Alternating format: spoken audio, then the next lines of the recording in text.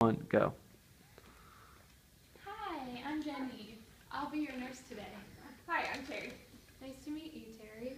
So I understand this is a follow-up meeting about how you're doing with your depression. I've heard you've been doing really well, actually. I have been. I was really low for a long time, and I really just didn't know how to cope at all. So that's what ended me up in the hospital. I had thoughts of suicide, and I just couldn't get out of bed every morning, and I needed a change. So I went in, and they gave me some antidepressants, and they've recommended these like counseling sessions, and they're really helping me with the therapy, I think. And so you think it's helped you a lot, and you've really progressed from where you were before? Yeah, I'm just really scared to fall back into it. Yeah. I don't want to be how I was. So I see on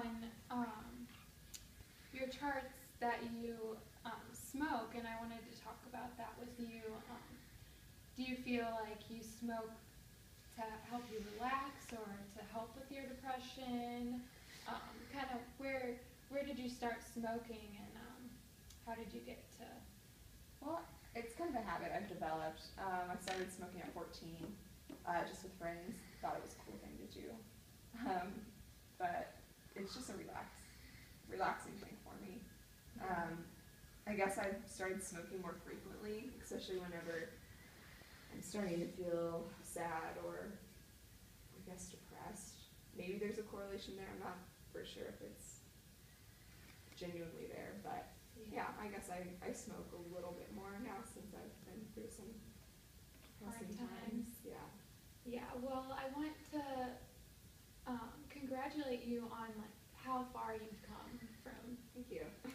your depression, because I know you have been through a lot, and it seems like you're doing a lot better.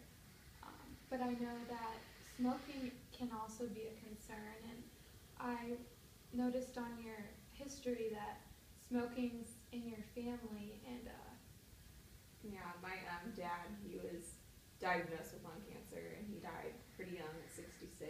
And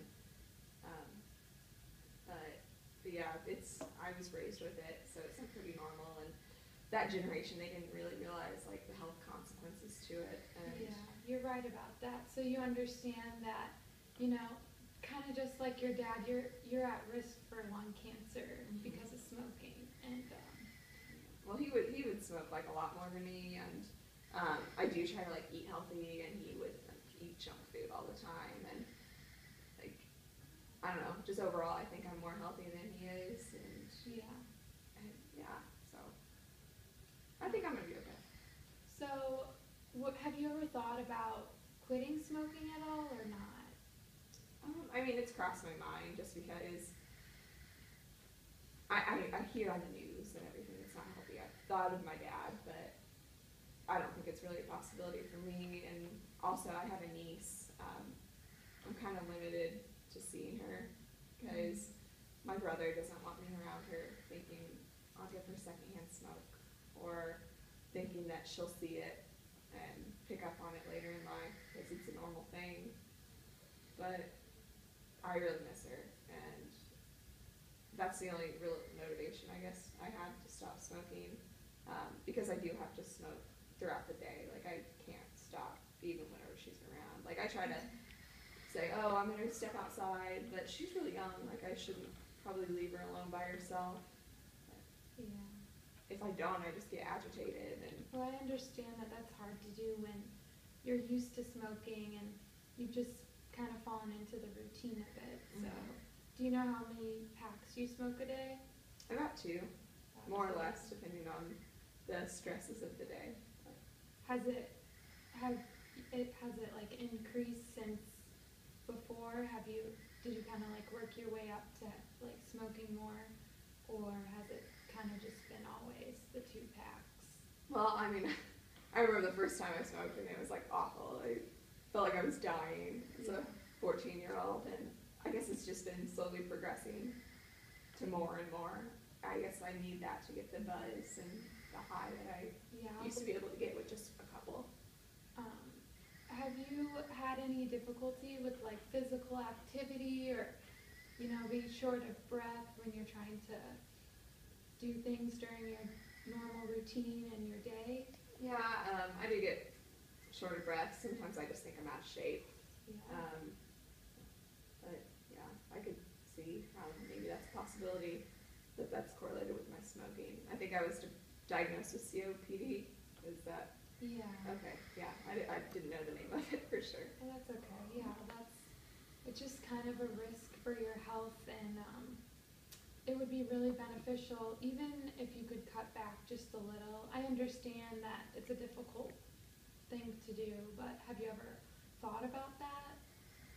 Yeah, I thought about it, but it was just a thought. I don't feel like I would be successful at it. It's a thing for me that I reach for whenever I'm feeling down. So if I would stop smoking, I could see myself going into depression again. Yeah, I don't want that. that's a really hard thing to think about, and it's hard when you think, that smoking, it could very much like relieve stress for you. I know like a lot of people who have smoked and who feel that way, but it's also like you have to think about the health risks, and it's kind of, there may be some benefits of feeling relief, but then again, I'm sure your family loves you and wants you around them, and your niece, it sounds like you guys have a great relationship, and it's hard with smoking. It sounds like your brother doesn't let you see her as much. Mm-hmm. So, is it okay with you if we talk about, maybe some benefits and even some negatives of quitting? You could talk about either. Sure, that's fine. Do you want to name some benefits to what you think would help with, or benefits for quitting your smoking habit? I would say getting to see my niece more. Probably wouldn't smell as much. I know that's not a really attractive thing, especially for a girl. Maybe I will be less short of breath. And money, like it's expensive. It's expensive to smoke. That's true.